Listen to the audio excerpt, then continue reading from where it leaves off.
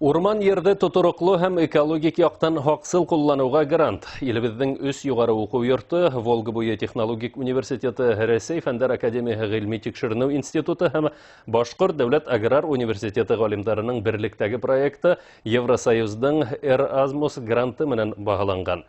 Бұл холығара грантта шолай ук Австрия, Греция, Финляндияның юғары оқу йорттары катнаша.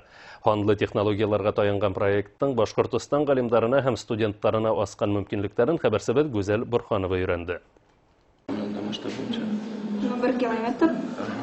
Урман хужалыгы кафедраһында шөгыльләнүче студенттар экологик һәм тотырыклы урмансылык өчен дистанцион тикшерү һәм геомәгълүмат системалары проектында әүдем катнаша.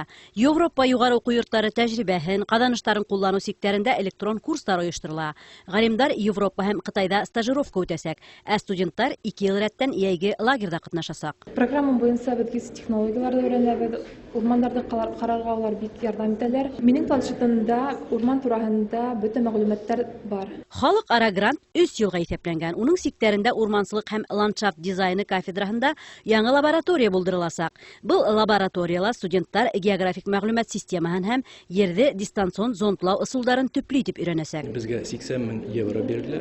Ул проект 3 елга каралган. Ул проект буенча без уйлыйбыз яңа лаборатория кафедрада эшләргә һәм яңа программ продуктлар алырга. Проектта катнашучылар урманды һаклауда, тирә-як мөхит торышын тикшерүдә пилотлы аппараттар эшмәкәрлеге менән дә якындан таныша.